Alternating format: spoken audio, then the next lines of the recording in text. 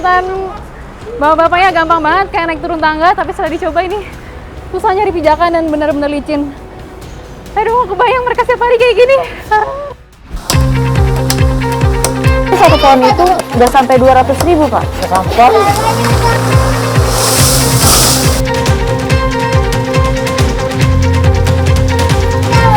Cukup emang untuk sehari-hari Pak, kalau cukup.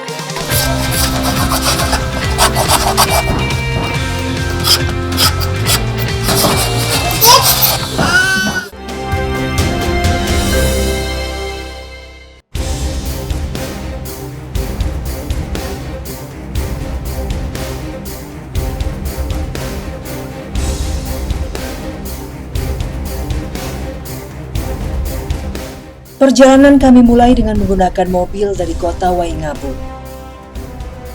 Hujan deras yang sempat turun beberapa hari terakhir menyisakan lumpur tebal yang seakan melahap ban kendaraan.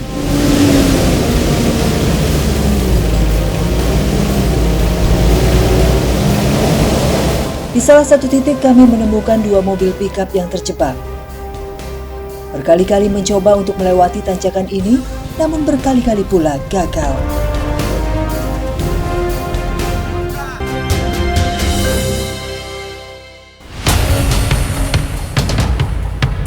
Ini tingginya bisa ada 6 meter, ada yang 10 meter. Semoga aman.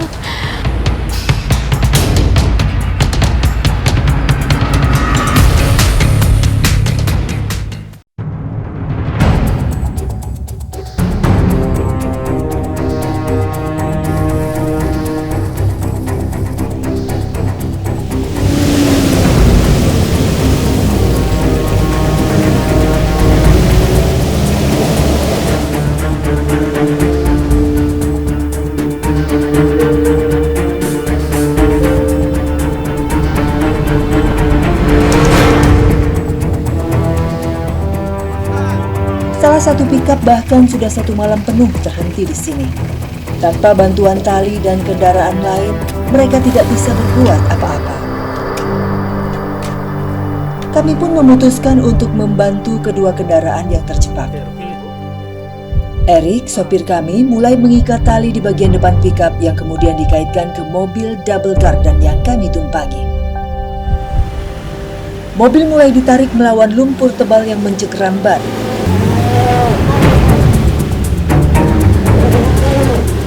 Suara mesin makin menderu, namun pickup yang ditarik belum juga bisa lolos.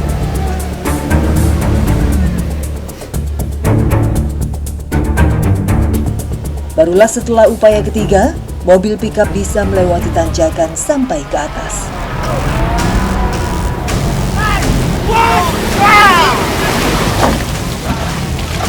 Pickup yang kami bantu ternyata menuju ke sebuah pasar mingguan yang ada di kecamatan.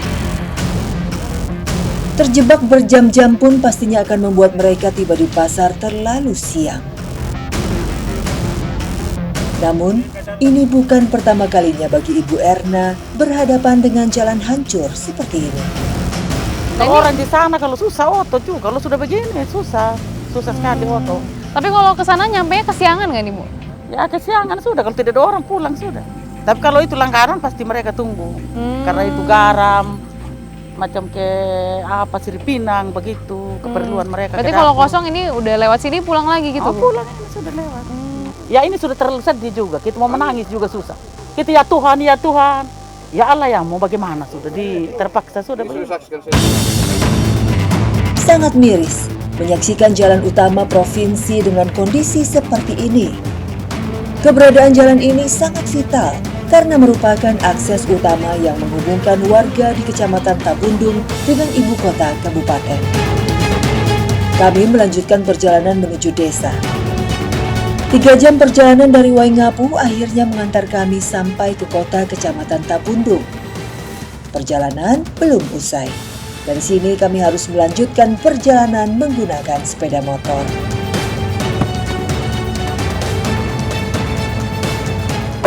Jadi kita sudah tiba di Kecamatan Tabundung, cuman untuk menuju ke dusun yang kita tuju ini informasinya ada satu titik yang longsor sehingga tidak bisa dilalui kendaraan. Kita harus berpindah menggunakan sepeda motor.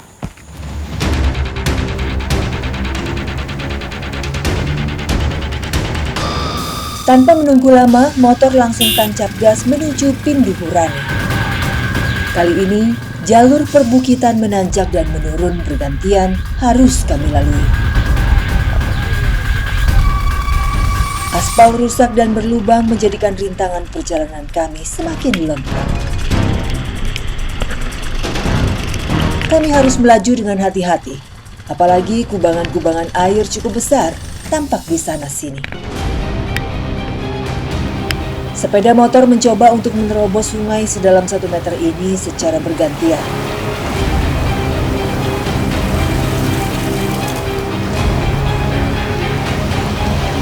Salah satu porter sempat kesulitan untuk melaju.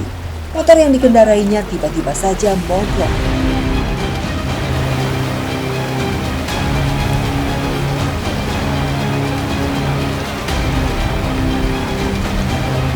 Para porter harus saling membantu untuk bisa melintasi sungai ini dengan selamat.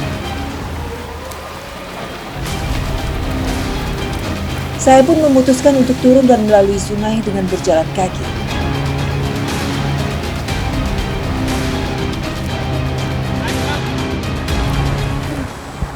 Itu kalau misalnya kelihatan di belakang ada batas aspal, itu biasanya kalau misalnya airnya lagi tinggi bisa meluap sampai ke atas, dan kalau misalnya banjir mengenang jalan itu akses ini terputus sama sekali dan tidak bisa dilewati.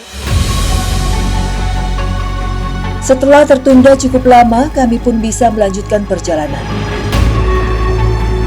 Hari sudah semakin gelap, namun akhirnya kami tiba juga di tempat tujuan. Usai bergelut 1 hari penuh dengan medan jalan yang berat, kami pun bisa sejenak beristirahat.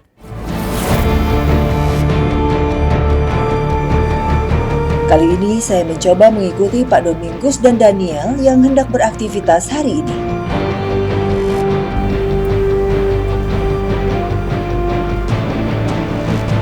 Melihat terjalnya dinding dan ganasnya ombak, nyali saya sempat menciut. Namun didorong rasa penasaran, saya memutuskan untuk tetap mengikuti keseharian warga di sini. Ya, jadi kalau misalnya sedang tidak musim tanam, biasanya masyarakat mencari kegiatan sampingan itu dengan mencari siput di balik tebing-tebing seperti ini. Ini tingginya bisa ada 6 meter, ada yang 10 meter. Dan saya akan coba ikut sama warga di sini. Semoga aman. Ayo Pak. Pelan-pelan ya Pak ya.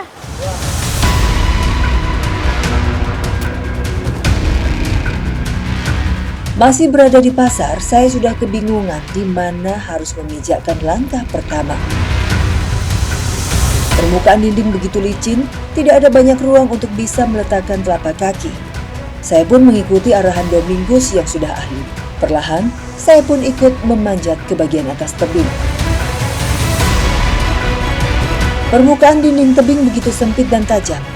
Saya bisa merasakan adrenalin saya yang semakin meningkat. Tak hanya kesulitan mencari pijakan, saya juga tidak tahu di mana harus berpegangan. Namun dengan arahan Pak Domingus, saya memaksakan diri untuk terus merangkak naik sampai ke puncak. Kami pun berhasil melewati tebing pertama setinggi hampir 10 meter ini. Setibanya di atas, kami menyusuri pinggir tebing sampai ke bagian seberang. Permukaan tebing yang tajam dan dipenuhi bebatuan membuat kaki saya kesakitan. Hanya saja saya sempat heran, karena menurut mereka, memanjat tebing lebih baik dilakukan tanpa sepatu. Kami harus kembali menuruni tebing di bagian lainnya. Kali ini, tebing yang harus kami lalui lebih curam dan berbahaya dari tebing pertama. Perlahan saya berusaha mengikuti langkah kaki Domingus dan Daniel. Sementara di dasar dinding tebing masih terus dihantam ombak yang begitu kencang. Terpeleset atau salah pijak, maka nyawa bisa melayang dalam sekejap. Warga setempat memang sudah terbiasa melewati tebing-tebing ini sejak kecil tanpa alat pengaman apapun. Namun bagi saya, melewati permukaan tebing menjadi tantangan yang sangat berat. Bahkan di bagian tengah tebing, badan saya sempat membeku.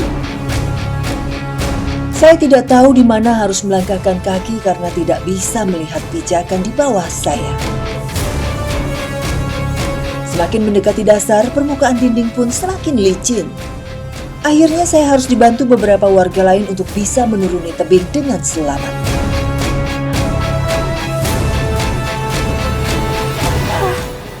Sampai di bawah.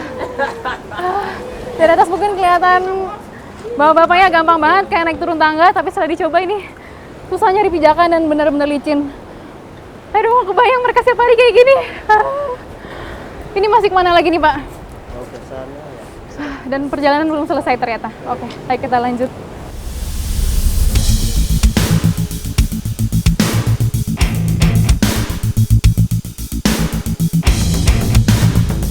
Tiba di dasar, kami baru bisa menyusuri pinggir laut untuk mencari siput yang bersembunyi di antara bebatuan dan karang yang ada. Menurut warga, di bagian pantai inilah mereka bisa menemukan lebih banyak siput. Tebing curam pun tidak menjadi halangan bagi mereka. Di lokasi yang sama, ternyata beberapa pencari siput lainnya sudah lebih dulu tiba. Sebagian bahkan merupakan wanita. Proses mencari siput terbilang mudah, namun mata kami harus jeli karena siput yang menempel di batu-batu ini memiliki warna cukup gelap. Terkadang warga juga membutuhkan bantuan alat cungkil untuk bisa melepas siput dari balik bebatuan. Siput yang berhasil didapat kemudian disimpan di dalam karung ataupun ember. Ini ngambilnya emang agak susah karena kadang-kadang warna siput ini nyaru sama batuan.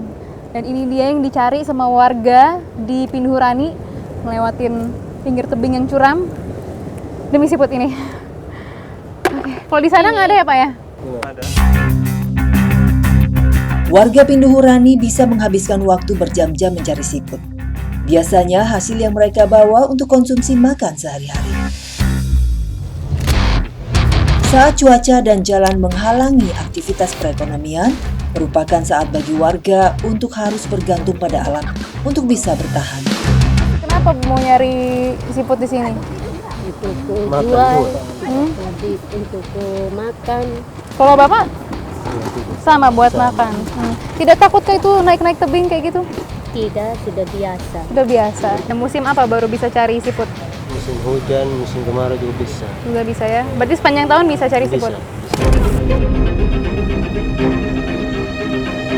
Kami sudah mengumpulkan cukup banyak siput untuk kebutuhan makan 2-3 hari. Sebelum matahari mulai terbenam, kami memutuskan untuk kembali ke desa. Di jalan pulang, kami harus kembali melewati tebing curam. Kali ini, warga harus melintas sambil membawa tangkapan siput. Sama seperti Domingus dan Daniel, ibu-ibu yang memanjat tebing begitu lincah. Mereka seakan sudah hafal di mana harus memposisikan badan saat menaiki dinding.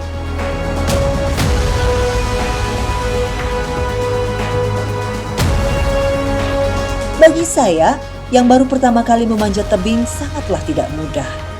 Berkali-kali badan saya gemetar karena tidak tahu di mana harus memijakkan kaki. Beruntung Pak Domingus bisa membantu saya.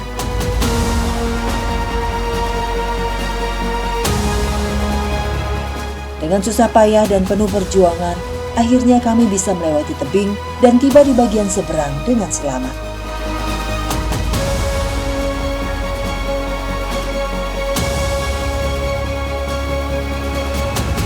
Nggak ada kata lain selain salut sama masyarakat di sini. Demi satu karung siput, mereka harus mempertaruhkan nyawa di balik tebing-tebing ini. Aduh, luar biasa.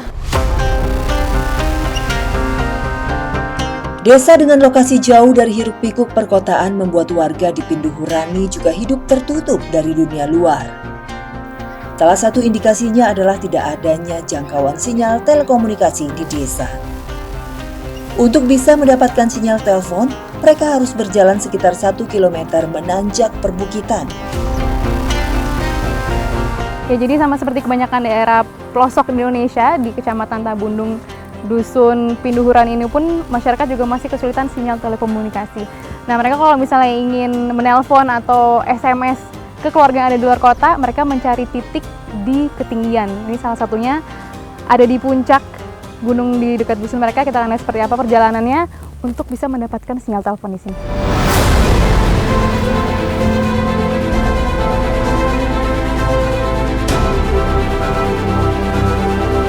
Entah berapa lama harus kami tempuh untuk sampai ke puncak. Jalur menuju bunyi sinyal tidak selalu mulus. Kami harus melewati batang dan ranting pohon yang menghalang jalan kami. Tidak hanya itu, sebuah aliran sungai juga harus kami seberangi sebelum mencapai dasar bukit.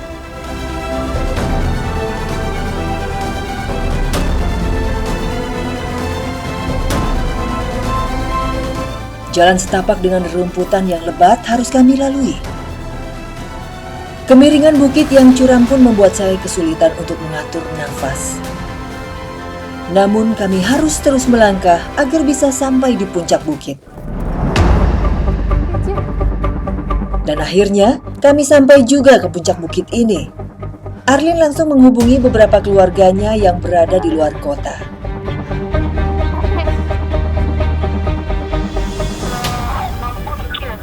Oh, dan 2,7 dah?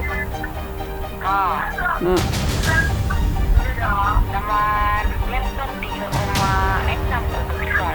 Jangan kamu hawud. Tamo di nam jang kawal. Hah?